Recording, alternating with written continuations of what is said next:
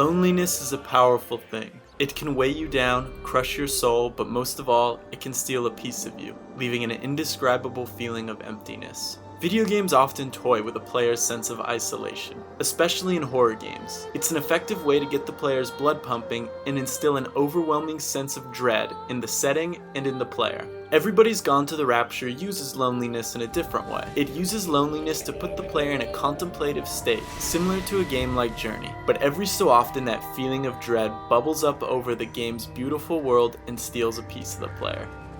What are you doing? I saw you doing that. Stay away from me, don't come near me. This is people's property, you're scaring them. It's all over the village. It's got into everything. It's so fast. What are you talking about? It's travelling down the wires. Dear God, man, you've lost your mind. Where is Kate? What have you done with her? Don't you understand?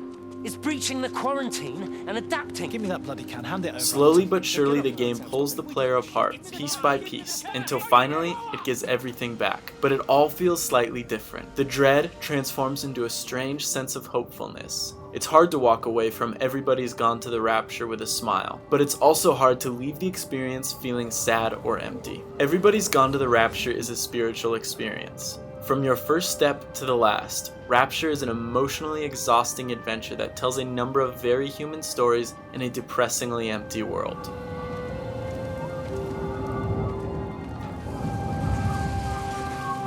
She's not in her office either. Well, they live nearby, don't they? Most of these stories are told through phones, radios, and inexplicable projections of memories. As you explore the world, you will slowly piece together the stories of some of the residents from this small town. A lot of these stories and narrative threads deal with heartbreak and petty arguments in the midst of a widespread supernatural phenomenon that abducted people by the hundreds. These story snippets are enthralling, thanks to the game's fantastic writing and masterful voice acting. All of the conversations that you listen in on feel real, yet lend themselves beautifully to the game's narrative. I found myself turning over every stone I could find just to extract every last detail I possibly could. With the others, please, Bob. Doctor, people are scared.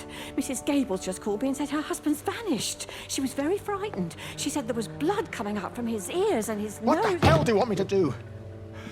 Until they lift the quarantine, we're not going anywhere. Just tell them to drink.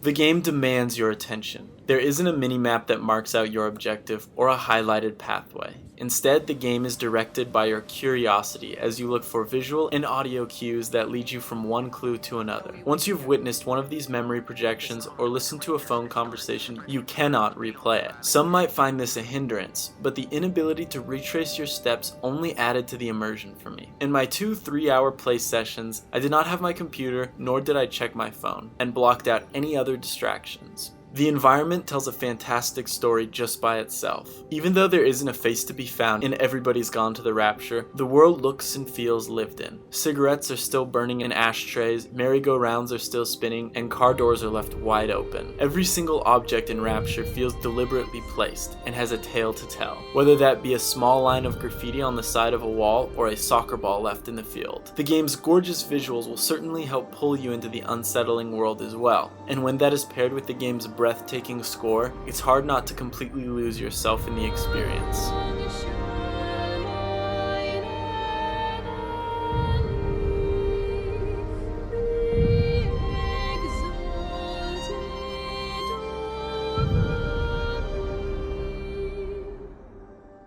The game itself consists of a lot of walking. For most of the game, you will follow brilliant orbs of light that lead you from one clue to another. However, I recommend ignoring these for the most part and exploring on your own. The orbs will only take you to key interactions, making it somewhat easy to miss out on a lot of the game's miscellaneous stories. Thankfully, if you start to get off track, as I did numerous times, the orb will guide you back onto the trail. Unfortunately, you move at a very slow pace. This didn't bother me during Rapture's opening hours, but once the game's initial wonder wears off, it's easy to notice how slowly you walk. The game does have a sprint mechanic, but at no point does the Chinese room tell you about this. What's stranger is that in order to sprint, you need to hold down R2 for 5 to 7 seconds. However, you don't move all that much faster while sprinting. It's a shame because when I opted not to explore something, it was because I didn't want to make the long, tedious trek to whatever was tantalizing me in the horizon.